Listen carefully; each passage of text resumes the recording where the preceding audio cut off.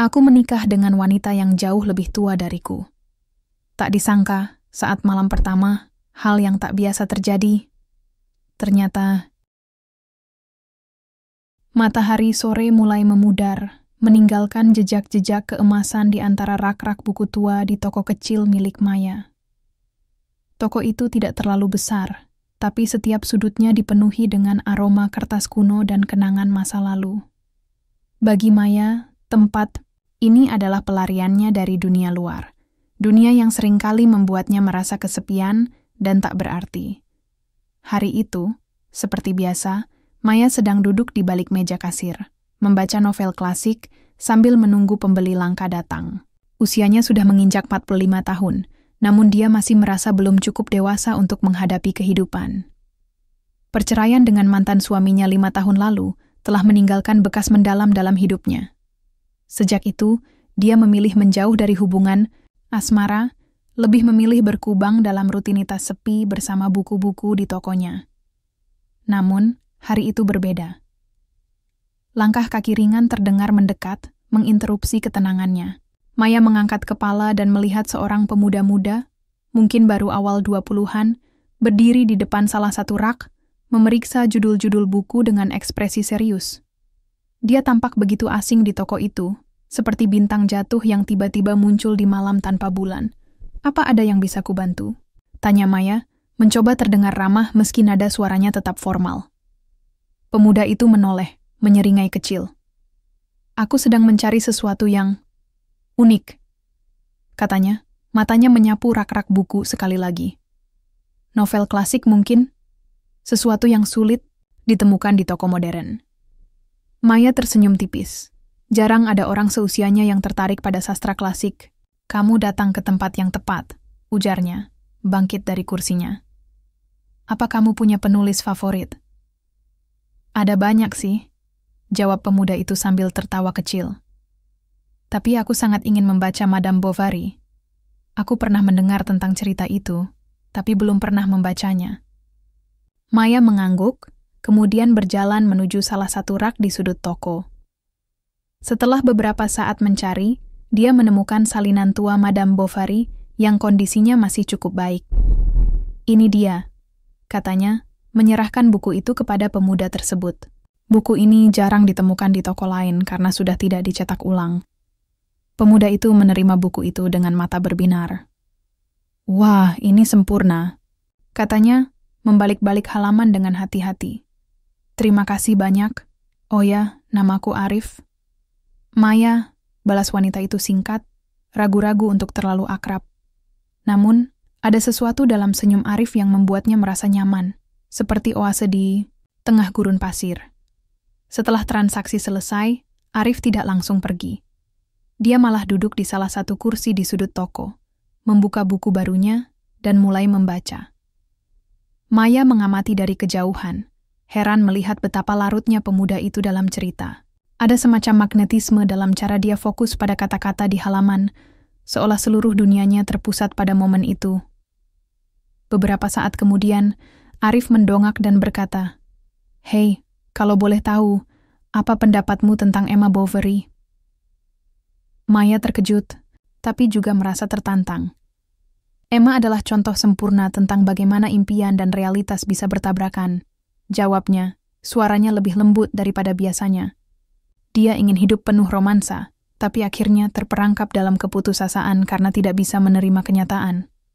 Arif mengangguk, matanya berkilat. "Menarik sekali. Aku pikir, mungkin kita semua sedikit seperti Emma. Kita semua mencari sesuatu yang lebih dari apa yang ada di depan mata." Percakapan itu berlanjut hingga matahari benar-benar tenggelam. Mereka membicarakan segala hal, sastra, filsafat, pandangan hidup, bahkan pengalaman pribadi mereka. Maya tidak pernah merasa sebegitu, terbuka kepada seseorang dalam waktu lama. Sedangkan Arif, meski jauh lebih muda, memiliki kedewasaan yang membuatnya tampak lebih tua dari usianya. Namun, di balik kehangatan percakapan itu, Maya tidak bisa mengabaikan perbedaan usia mereka. Apa yang sebenarnya dilakukan oleh seorang pemuda seusia Arif di toko buku tua miliknya, dan kenapa dia begitu tertarik padanya? Saat Arif akhirnya pamit pulang, dia berkata, "Aku pasti akan kembali lagi ke sini. Kita bisa melanjutkan diskusi kita, kan?" Maya hanya tersenyum tipis, tapi diam-diam hatinya berdebar-debar. Pertemuannya dengan Arif terasa seperti awal dari sesuatu yang besar, sesuatu yang belum sepenuhnya ia pahami. Di satu sisi, dia merasa tertarik pada pemuda itu. Di sisi lain, dia takut bahwa perasaannya hanya ilusi. Bagaimana mungkin cinta bisa tumbuh di antara dua orang dengan perbedaan usia begitu mencolok?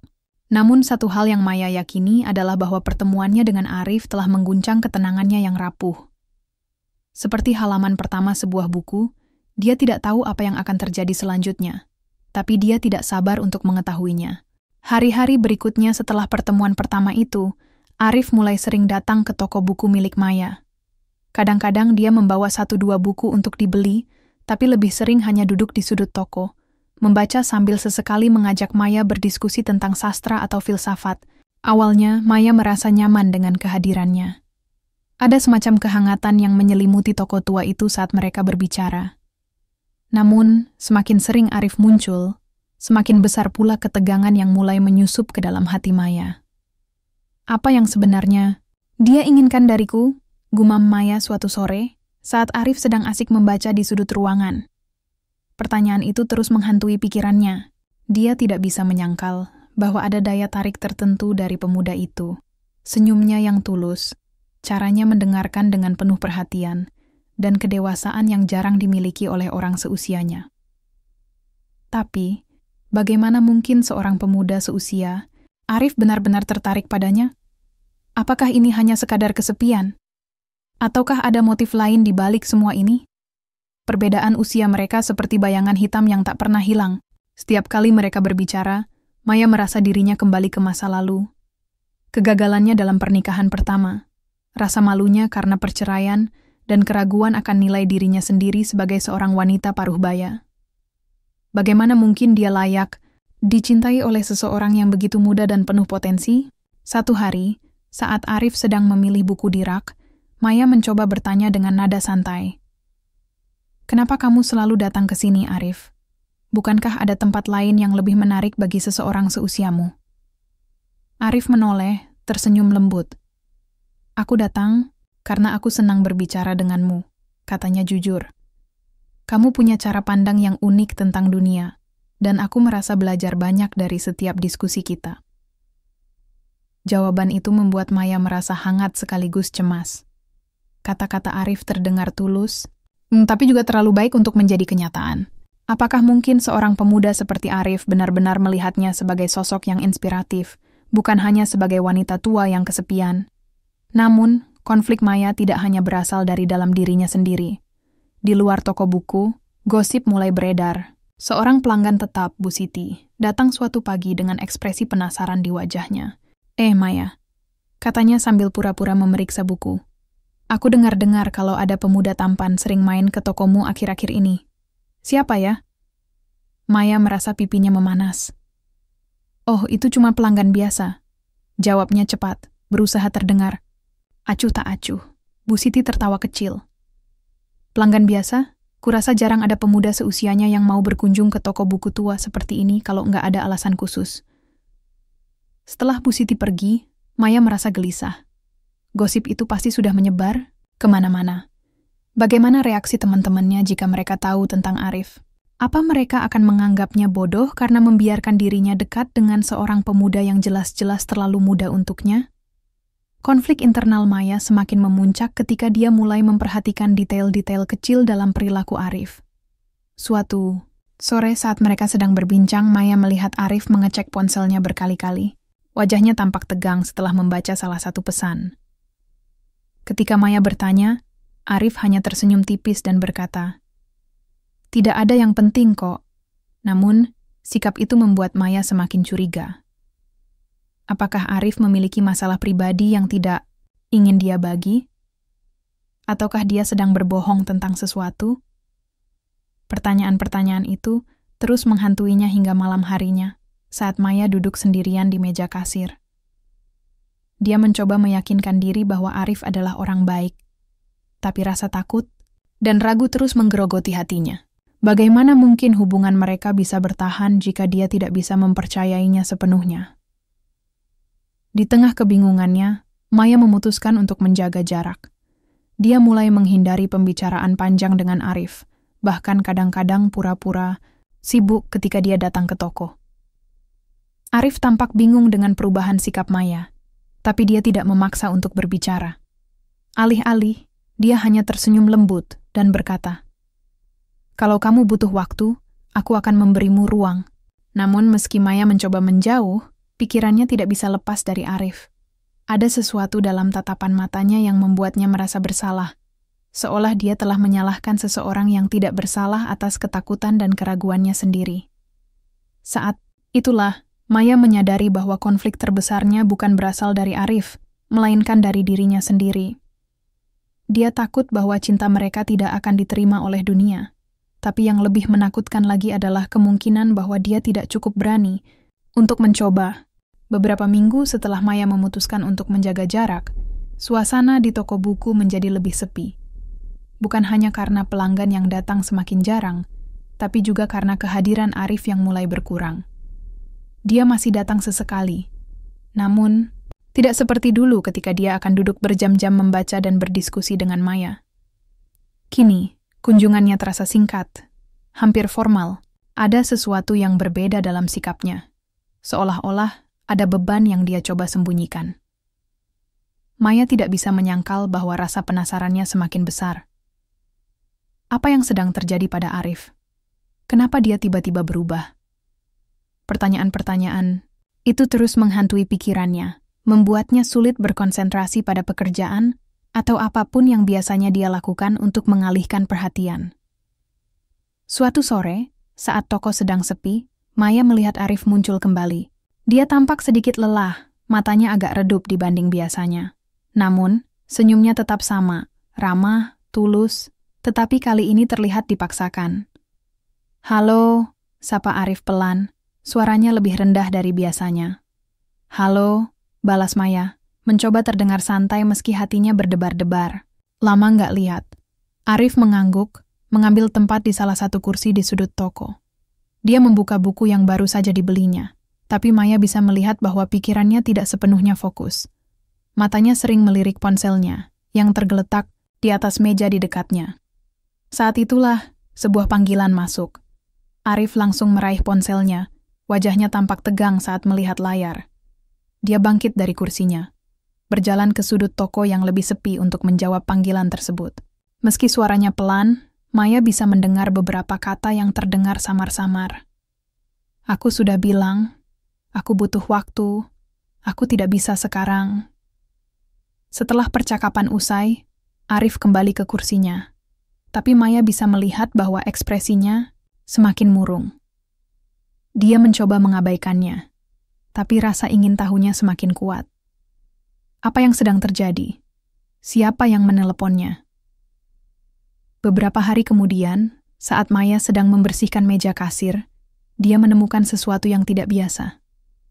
Di bawah salah satu rak buku, ada sebuah dompet tua yang terlihat familiar. Setelah memeriksanya, dia menyadari bahwa itu adalah dompet milik Arif.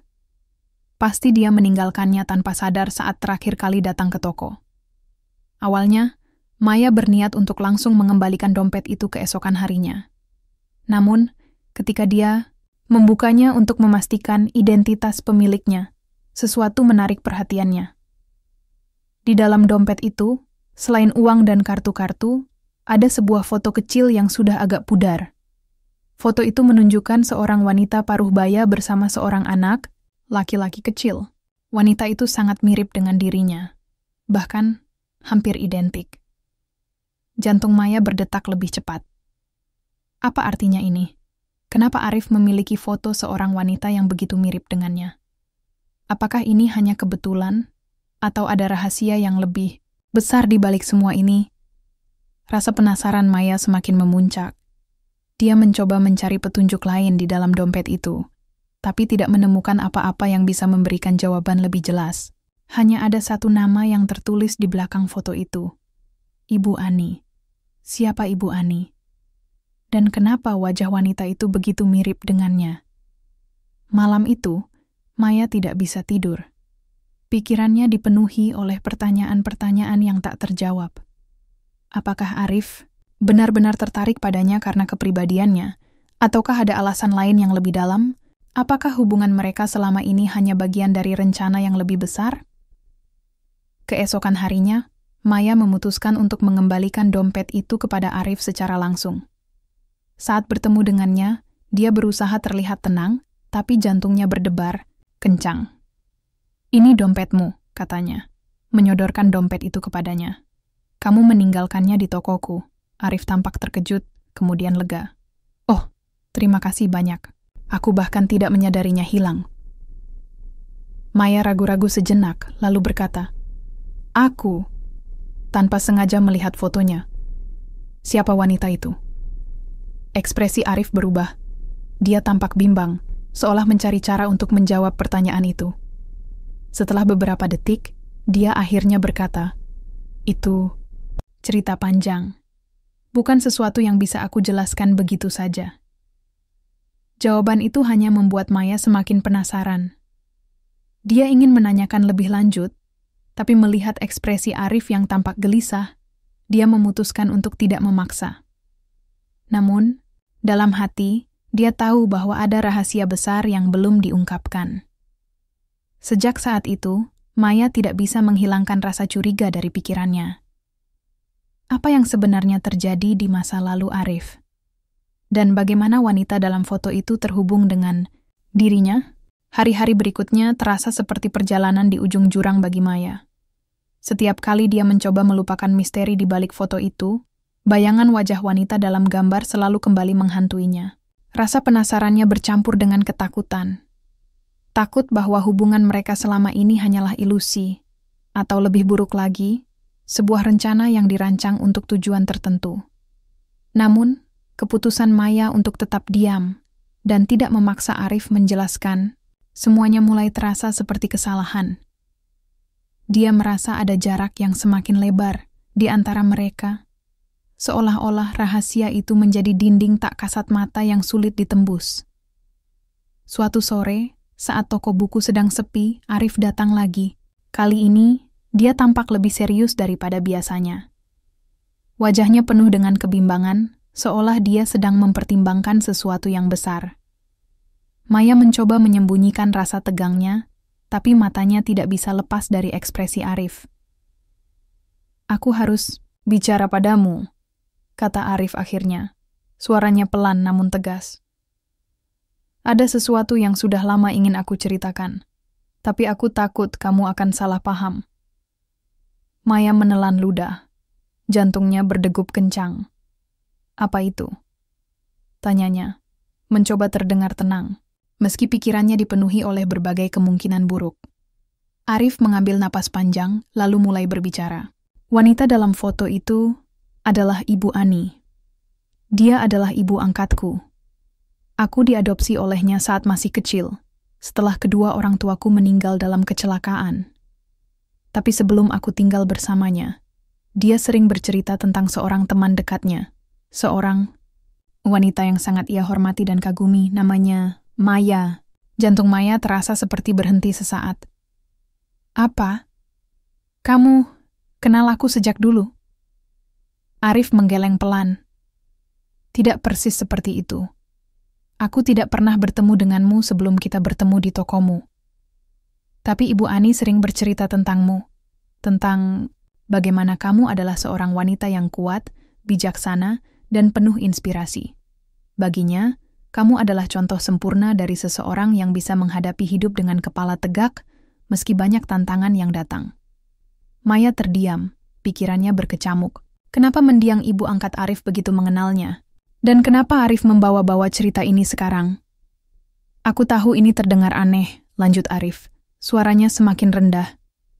"Tapi setelah Ibu Ani meninggal, aku merasa ada bagian dari diriku yang hilang. Aku ingin memahami siapa dia lebih dalam. Dan satu-satunya cara yang aku tahu adalah dengan mencari sosok yang begitu berarti dalam hidupnya, kamu." Maya merasa dunia berputar di sekelilingnya. Semua keraguan dan ketakutannya selama ini tiba-tiba mendapatkan konteks baru.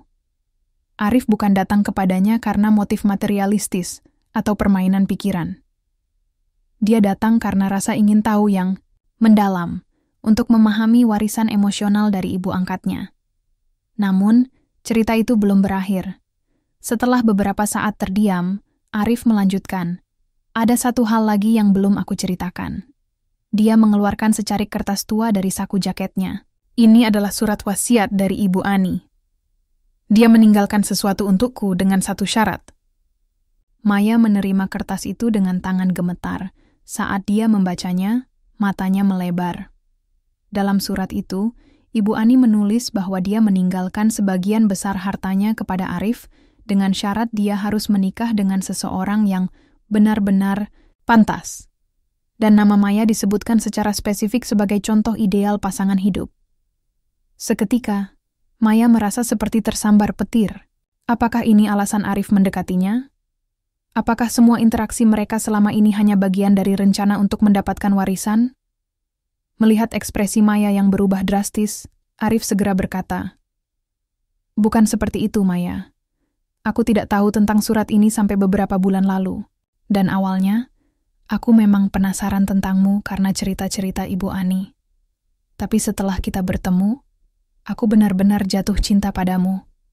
Bukan karena warisan, bukan karena apapun yang tertulis di surat itu. Aku mencintaimu karena dirimu sendiri." Maya menunduk, air mata mulai menggenang di sudut matanya.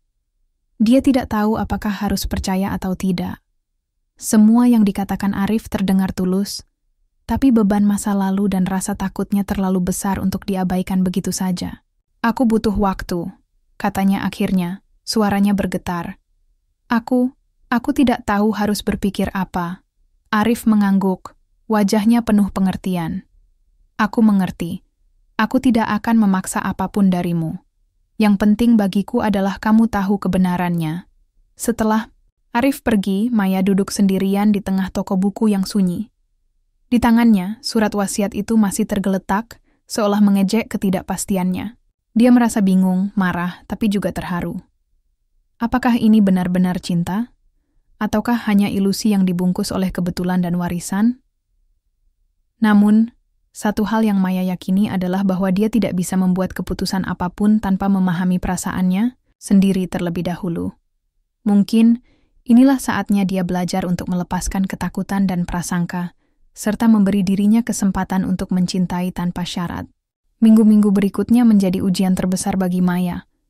Setelah mengetahui kebenaran tentang surat wasiat dan hubungan Arif dengan mendiang ibu angkatnya, dia merasa seperti berada di persimpangan jalan. Di satu sisi, ada rasa marah dan kecewa, bukan pada Arif, tapi pada dirinya sendiri yang begitu lama membiarkan ketakutan dan prasangka menghalangi hatinya. Di sisi lain, ada juga rasa haru bahwa mungkin saja cinta mereka tidak sepenuhnya disebabkan oleh kebetulan atau warisan, melainkan karena kedewasaan emosional dan komitmen yang tumbuh perlahan. Namun, gosip di luar toko buku semakin panas. Kabar bahwa seorang pemuda muda sering datang ke toko buku milik Maya mulai menyebar ke seluruh lingkungan. Teman-temannya, termasuk Bu Siti, semakin sering memberikan komentar sinis. Ada yang mengatakan bahwa Maya hanya memanfaatkan Arif untuk kesenangan singkat. Ada pula yang menyebut bahwa Arif hanya tertarik pada harta warisan dari mendiang ibu angkatnya. "Apa kamu benar-benar yakin ini baik untukmu?" tanya salah satu teman dekatnya suatu sore, nada suaranya penuh keraguan. "Apa kamu tidak takut kalau dia hanya memanfaatkanmu?" Maya tersenyum tipis, mencoba tetap tenang meski kata-kata itu menusuk hatinya. "Aku tahu apa yang aku rasakan," jawabnya singkat. Tapi dalam hati, dia bertanya-tanya. Apakah dia benar-benar yakin? Alih-alih tenggelam dalam tekanan sosial, Maya memutuskan untuk melakukan sesuatu yang belum pernah dia lakukan sebelumnya. Menulis. Dia mulai menuangkan semua perasaannya ke dalam sebuah buku, tentang pertemuannya dengan Arif, tentang konflik batinnya, tentang gosip yang terus berdatangan, dan tentang bagaimana dia belajar untuk mencintai tanpa syarat. Tulisan itu bukan hanya untuk dirinya sendiri, tapi juga untuk orang-orang yang mungkin mengalami situasi serupa. Setiap malam, setelah toko tutup, Maya duduk di balik meja kasir dengan laptop tua, mengetik satu demi satu kata. Dia menulis tentang ketakutan akan perbedaan usia, tentang keraguan akan keberlanjutan cinta, dan tentang pentingnya saling memahami dalam hubungan. Dia juga menulis tentang pengalamannya sendiri, bagaimana dia akhirnya menyadari bahwa cinta sejati tidak dibatasi oleh angka-angka di KTP, tapi oleh kedewasaan emosional dan komitmen. Beberapa bulan kemudian, buku itu selesai. Maya memberinya judul Ketidaksempurnaan yang Sempurna. Awalnya, dia ragu untuk menerbitkannya, tapi setelah didorong oleh beberapa pembaca setia tokonya, dia akhirnya memberanikan diri untuk mengirim naskahnya ke sebuah penerbit kecil. Ternyata, buku itu langsung disambut hangat oleh pembaca. Kisah Maya tentang cinta beda usia dan perjuangan melawan prasangka sosial menyentuh banyak orang. Buku itu bahkan masuk dalam daftar bestseller lokal, membawa nama Maya ke sorotan publik. Wawancara media dan undangan acara literasi mulai berdatangan, dan Maya harus keluar dari zona nyamannya untuk menceritakan kisahnya kepada dunia. Di tengah semua itu, Arif tetap setia mendampinginya. Dia tidak pernah memaksa Maya untuk membuat keputusan cepat tentang hubungan mereka, tapi kehadirannya selalu memberikan dukungan tanpa syarat. Saat peluncuran buku, Arif hadir di barisan depan, wajahnya berseri-seri saat melihat betapa banyak orang yang terinspirasi oleh kisah mereka.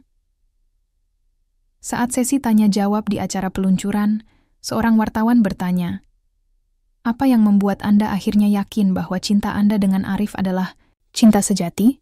Maya tersenyum lembut, menoleh sejenak ke arah Arif sebelum menjawab, "Cinta sejati bukan tentang usia, status, atau bahkan masa lalu kita.